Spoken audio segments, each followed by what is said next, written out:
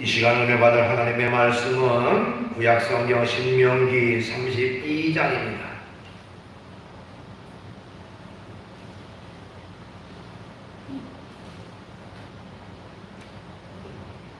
신명기 32장 9절로 12절까지입니다. 구약성경 313쪽에 있습니다. 신명기 32장 9절로 12절까지 받들어 봉독을 하겠습니다. 여호와의 분깃은 자기 백성이라 야곱은 그가 택하신 기업이로다. 여호와께서 그를 황무지에서 짐승이 부르짖는 광야에서 만나시고 호위하시며 보호하시며 자기의 눈동자같이 지키셨도다. 마치 독수리가 자기의 보금자리를 어지럽게 하며 자기의 새끼 위에 넋을 벌리며 그의 날개를 펴서 새끼를 받으며 그의 날개 위에 그것을 엎는 것 같이 여호와께서 홀로 그를 인도하셨고 그와 함께한 다른 신이 없었도다.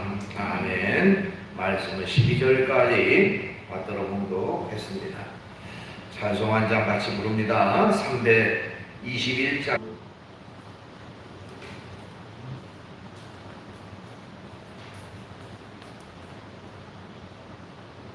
오늘 이 시간 주어진 본문 말씀 가지고 독수리 같은 성도 이런 제목의 말씀으로 은혜를 같이 나누려고 합니다. 구약에 나오는 이 신명기라고 하는 책은요, 이스라엘 백성이 가나안 땅에 들어가서 지켜야 될 법도를 다시 한번 재조명하고 확인시키기 위해서 기록한 말씀이다, 이렇게 말할 수가 있습니다. 즉 애굽에서 나온 신의 산 언약의 세대들이 그들의 죄악으로 말미암아 죽은 이후에 율법에 익숙지 않은 신세대가 즉 광야에서 태어난 신세대가 등장하게 되죠. 그들이 어떻게 보면 가나안의 주역으로 등장함에 따라서 율법의 재교육이 필요하게 됐다는 것입니다. 그렇죠. 애굽 땅에서 나온 사람들은 가나안 땅에 들어가지 못하고 이제 광야에서 다 죽게 되고, 가나안 땅에 들어가는 사람들은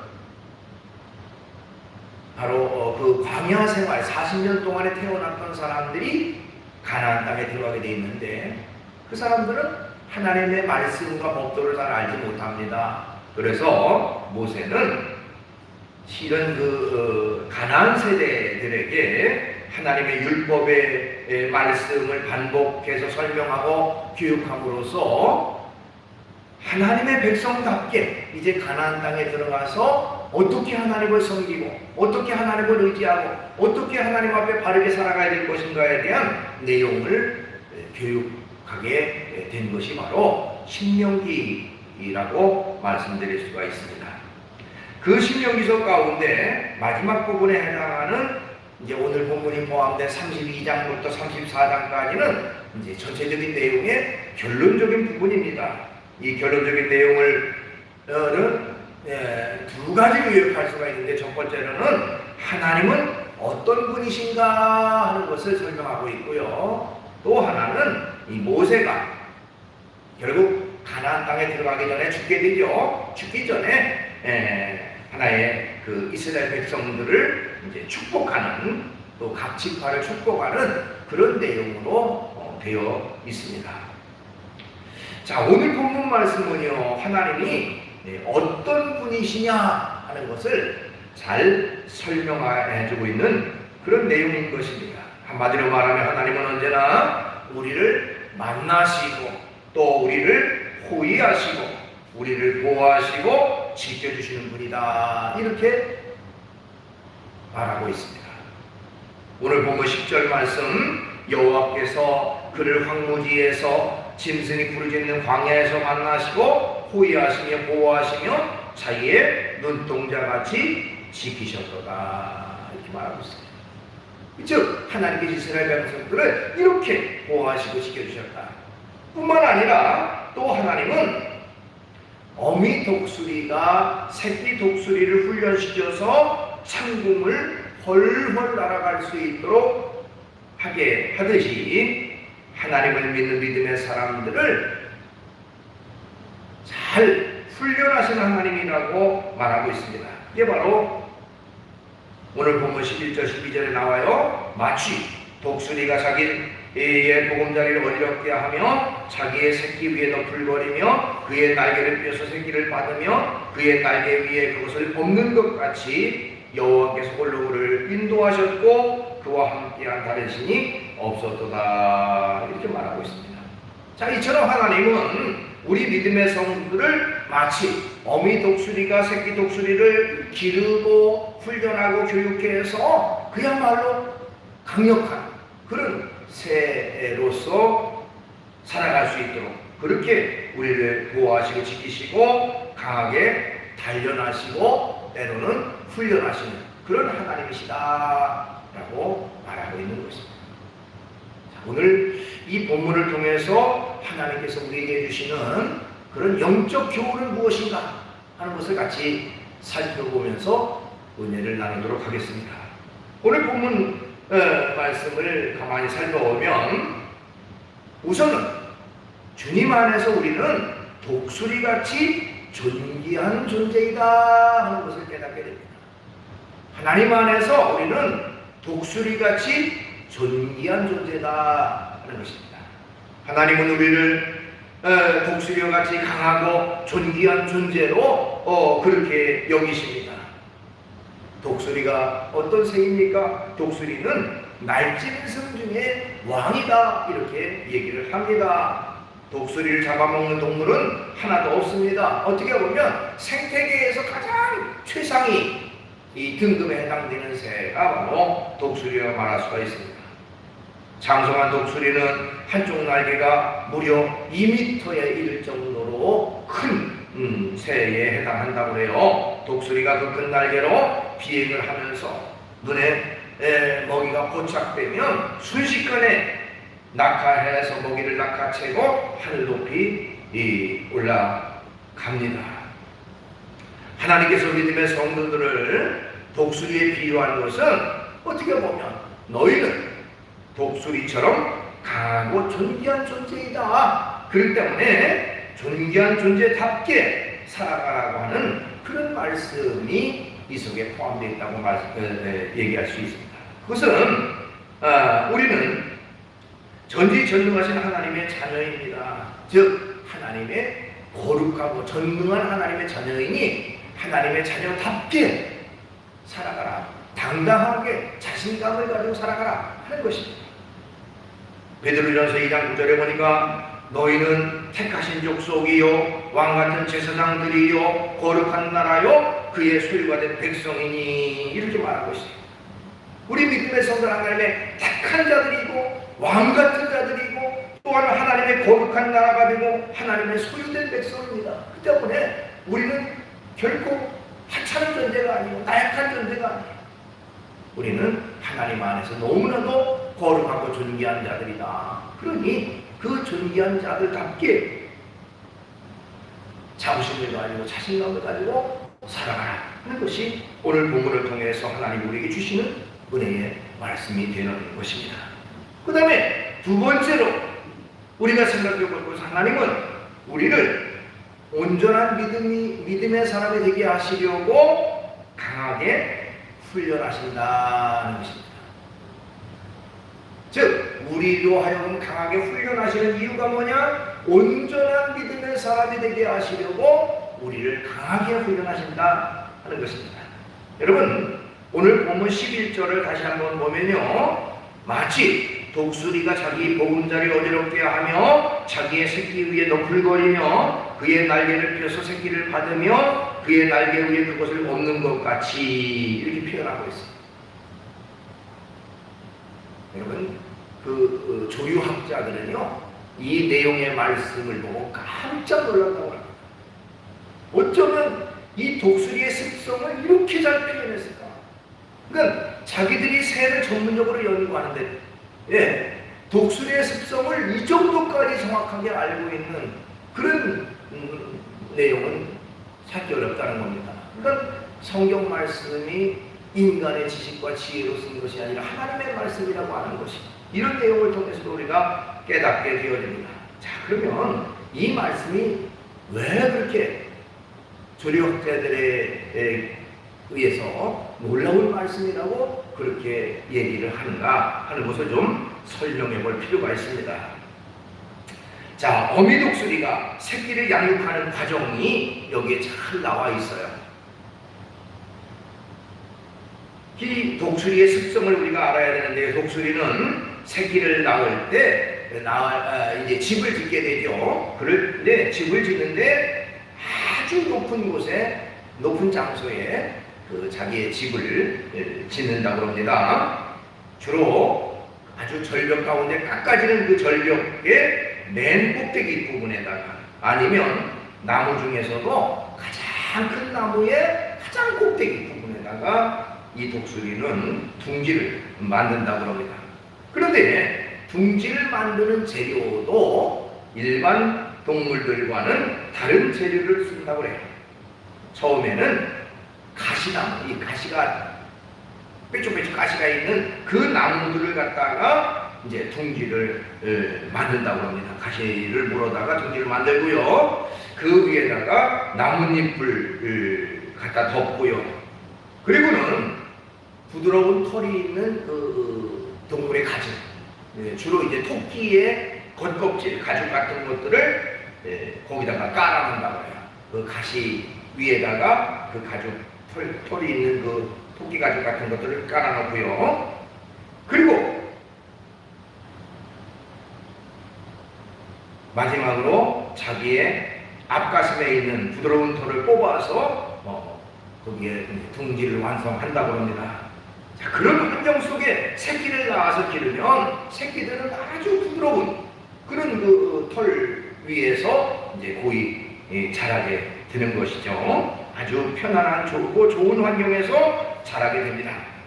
근데 이제 이 독수리 새끼들이 어느 정도 자라게 돼서 날개가 이제 나오게 되면요, 어미 독수리는 새끼가 보는 앞에서 날개짓을 많이 한다고 해요. 위로 날기도 하고 아래로 내려가기도 하고 날개짓을 계속 반복을 하면서 그것을 이제 새끼들에게 보여준다는 것이죠. 나는 법을 교육하는 것입니다. 그러면 새끼들도 그 엄마 독수리를 보고 이제 날개짓을 하면서 이제 따라한다고요. 그러나 새끼들은 날개짓을 하면서도 이 둥지 밖으로 나가지를 못한다는 것입니다. 왜냐하면 둥지 밖에는 깎아지는 절벽이 있기 때문에 무서워서 둥지 밖으로 날아갈 생각을 못합니다.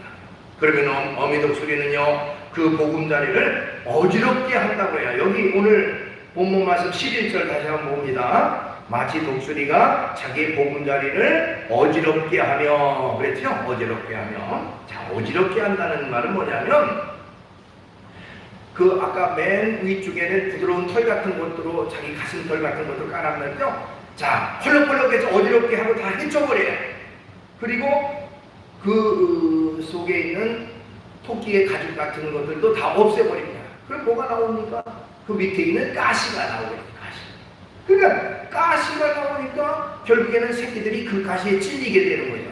그러니까 이리 피하고 저리 피하고 거기서 있을 수가 없는 거야. 아파가지고. 그래서 이제 결국 그 둥지를 벗어날 수밖에 없게 그렇게 만든다는 것입니다. 자, 그렇게 해도 새끼들이 이리 피하고 저리 피하고 둥지를 벗어나지 못하면 독수리는 사나운 발톱으로 새끼를 집어서, 그리고는 사정없이 절벽 밑으로, 그 공중으로 던져버린다고 합니다. 던져버려요. 자, 새끼들 입장에서는 그야말로 비명을 지르면서 땅으로 떨어지게 돼 있죠. 그러니까 죽을 힘을 다해서 날개짓을 할 수밖에 없습니다. 필사의 노력을 하는 것이죠. 그러면 그렇지만 아직도 날개가 덜 형성됐고 힘이 없으니까 떨어질 수밖에 없어요. 자, 새끼가 거의 땅에 떨어지는 무렵에 새끼 독수리는 날개를 펴서 새끼를 그 날개 깃으로 받쳐듭니다. 그리고 이 동일한 훈련을 반복해요. 자, 다시 오늘 본문 11절로 다시 돌아옵니다. 11절. 자, 마치 독수리가 자기의 보금자리를 어지럽게 하며 자기의 새끼 위에 너풀거리며 그의 날개를 펴서 새끼를 받으며, 이 말이 바로 그 말이에요. 그러니까 절벽 아래로 떨어지는 새끼를 그 날개를 받아서 다시 올라가요. 그리고 또 반복을 한다는 거예요. 그런 과정을 통해서 결과적으로는 새끼 독수리들이 날개에 힘이 생기고 날 수 있는 그런 독수리로 훈련을 시킨다고 하는 것입니다. 그렇게 해서 결과적으로는 날짐승 중에 왕, 이런 독수리로 건강하게 자라나게 하는 것입니다. 자, 이것은 비유로 말씀하시는 것인데, 하나님께서도 하나님의 백성들, 하나님을 믿는 믿음의 사람들을 이처럼 연단하시고 이처럼 교육하시고 이처럼 훈련하신다고 하는 것입니다. 자, 왜 그랬을까요? 다시 이제 오늘 본문의 배경으로 돌아가면, 이스라엘 백성들은 애굽에서 무려 430년 동안 노예로서 생활을 했습니다. 따라서 그들은 하나님의 백성으로서의 자유를 누리지도 못하고요, 하나님을 온전히 섬기는 믿음의 삶을 살지 못했습니다. 그래서 하나님이 40년 동안이나 광야를 거치게 하셨어요. 자, 광야 생활 40년 동안에 하나님께서는 이스라엘 백성들 훈련하셨는데 두 가지로 목적으로 훈련하셨다고 말씀드릴 수가 있어요. 첫째로는 불신앙에 대한 형벌로서의 훈련입니다. 불신앙을 버려라, 철저히 하나님과 섬겨라 하는 그런 내용이 그 속에 포함되어 있습니다. 또한 두 번째로는 애굽의 문화에 젖어서 어떻게 보면 노예 근성을 가진 이스라엘 백성들에게 그들의 잘못된 과거의 습관과 버릇들을 다 버리고 하나님의 백성답게, 하나님의 선민답게 바르고 당당하게 살아갈 수 있도록 하나님이 훈련을 하셨다라고 말씀드릴 수가 있습니다. 여러분, 우리나라는 북한과 대치하고 있는 그런 나라죠. 그런 면에서 국방의 의무라고 하는 것은 굉장히 중요한 의무 중에 하나입니다. 만 20세 이상의 남자들은 국방의 의무가 있습니다. 자, 만 20세 이상 된 사람들을 나라에서는요, 국민을 보호하고 지키기 위해서 청년들을 징집하게 되고 그들을 훈련시킵니다. 그들은 훈련의 과정을 통해서 아주 좋은 군인으로서의 그런 차지를 갖추게 된다고 하는 것입니다. 마찬가지로 하나님께서도 이스라엘 백성들을 하나님의 온전한 백성, 하나님 앞에 합당한 백성이 되게 하기 위해서 그들을 연단하시고 훈련하시고 교육하시는 그런 과정이 광야의 과정이라고 말씀드릴 수가 있습니다. 자, 하나님께서는 그러면 오늘날도 마찬가지입니다. 오늘날도 하나님이 우리를 이렇게 때로는 연단하시고 훈련하시고 교육하시는 그런 과정을 거치신다고 말씀드릴 수가 있어요. 하나님은 어떤 방법으로 우리를 훈련하실까요? 어떤 책에 보니까 아주 좋은 내용이 있어서 잠깐 소개합니다. 하나님이 우리를 훈련하시는 방법입니다. 우선은 하나님은 때로 물질적인 어려움으로 우리를 훈련하신다는 겁니다. 물질적인 어려움으로 우리를 훈련하신다.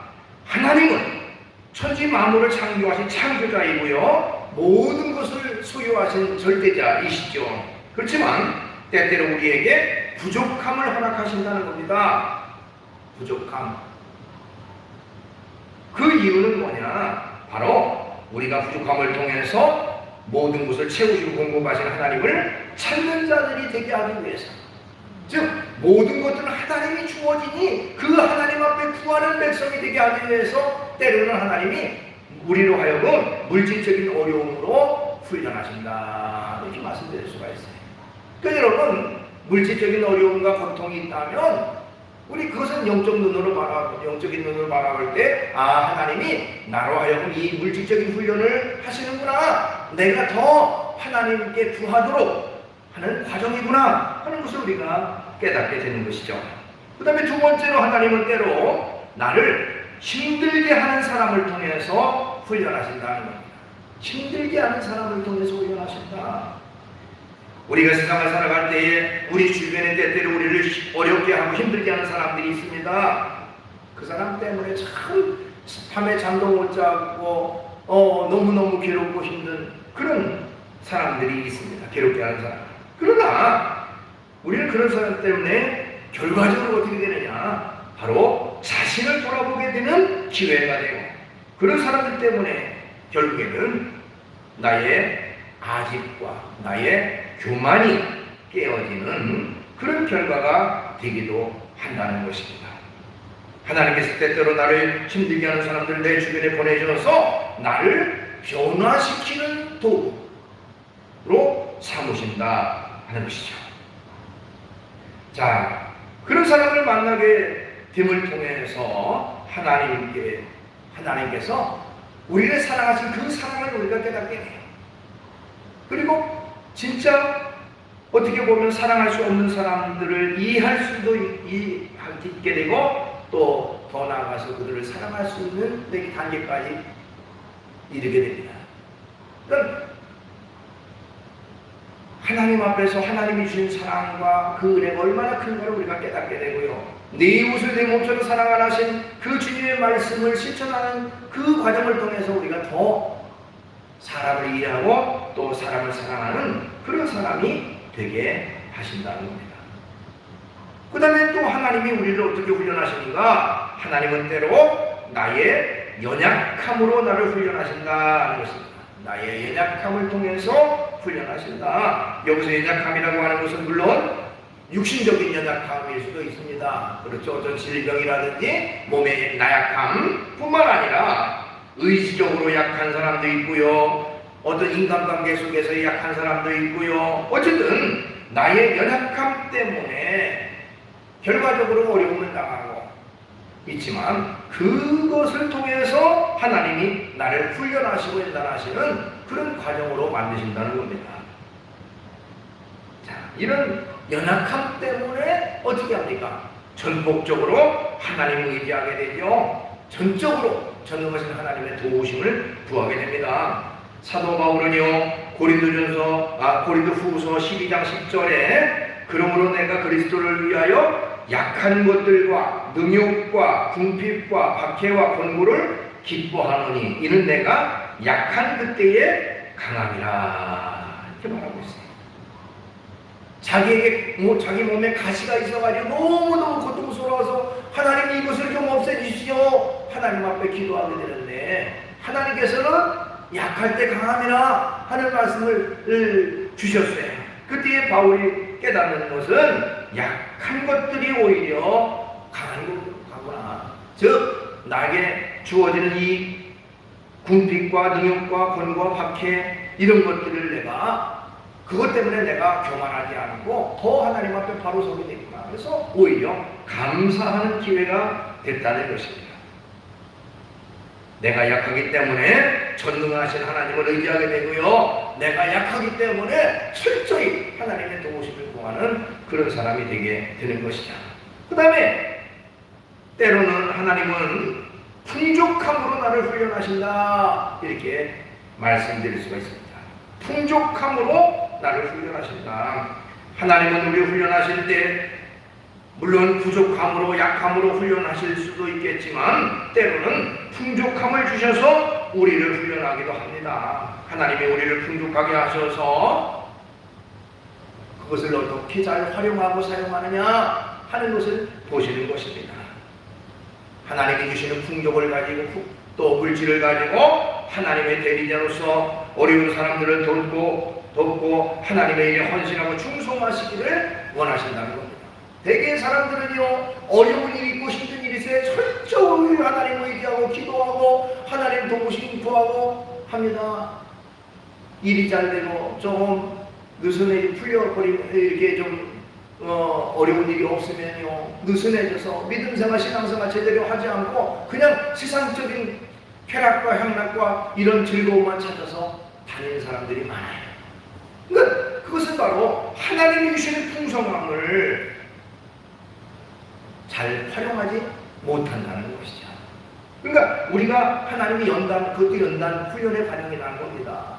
어려움만이 훈련의 과정이 아니고 넉넉하고 풍성하게 주시는 것도 하나님의 이 물질적인 것 가지고 하나님의 일하고 주님 앞에 더 적극적으로 헌신하라고 나에게 주시는 거 이런 훈련을 가져오시는구나. 그것도 훈련이라고 보고 우리가 넉넉할 때 풍성할 때 그것을 잘 활용하는 우리가 되어야 된다는 것입니다. 하나님은 우리에게 뭔가를 풍성하게 주셔서 우리가 어떻게 사용하고 어떻게 그 환경을 살아가는지를 보고 계신다는 것입니다.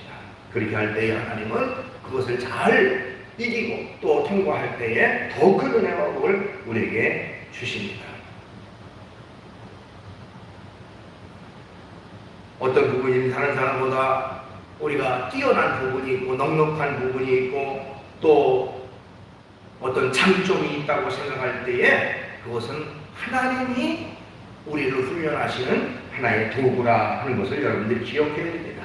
그래서 다른 사람보다 넉넉하고 풍성하고 좋은 장점들을 사용해서 하나님의 영광을 위해서 사용해야 된다는 것입니다. 인간의 어떤 사사로운 목적이나 또 자기의 자만과 교만을 드러내서 살지 말고 더 겸손함으로 자기의 장점을 활용해서 하나님의 영광을 위해 살아가는 그런 사람이 되어야 되는 것입니다. 하나님은 그것을 기뻐하십니다. 그렇게 살아갈 때에 하나님께서 더 큰 은혜, 더 큰 복을 주십니다. 여러분 마태복음 25장에 보면 우리가 잘 아는 달란트 비유가 나오죠. 그 달란트 비유에서 5달란트 받은 사람, 2달란트 받은 사람, 그 맡겨진 바 달란트를 가지고 열심히 일을 해서 2배의 이익을 남겼을 때 그 주인은 뭐라고 말하고 있습니까? 마태복음 25장 20절 이하에 보니까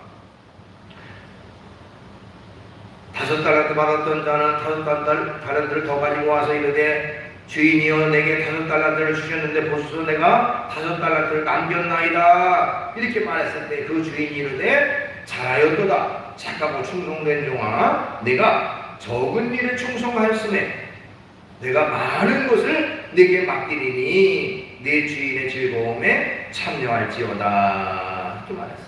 작은 일에 충성해. 즉 맡겨진 바, 그 주어진 바 그것을 잘 활용해서 살았다는 것이죠. 그렇기 때문에 내가 더 큰 것, 더 많은 것 네게 맡기겠다라고 말하고 있는 것입니다.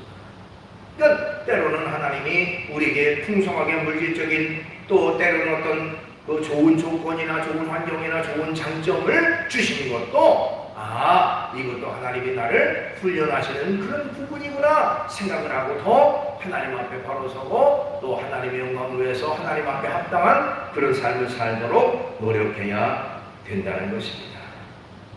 여러분 믿음의 사람들에게 있어서 가장 피해야 될 잘못된 그런 부분은 바로 자만입니다. 교만입니다.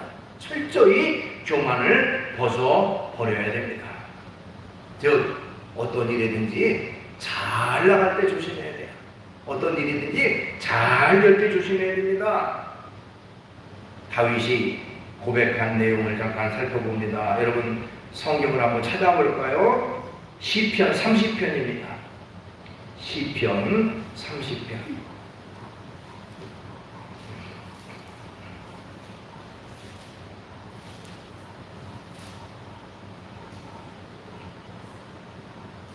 시편 30편 6절로 7절. 시편 30편 6절로 7절.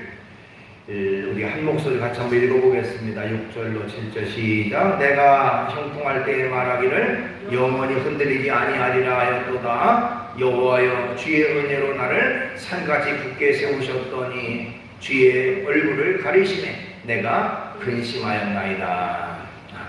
자, 이 말씀이 무슨 말일까요? 이것은 다윗이 고백하는 내용입니다. 다윗은 자신이 가진 능력이나 재물이나 자기의 주변에 그 사람들이 많이 따라와서 그냥 너무너무 그 넉넉하기 때문에 풍족하기 때문에 자만심에 빠졌어요. 그래서 여기 9절 고백, 그 6절 고백은 내가 형통할 때에 말하기를 영원히 흔들리지 아니라 나 이 정도면 나는 흔들리지 않겠다. 나는 이 정도면 이제 됐어 하고 자만에 빠졌다는 겁니다.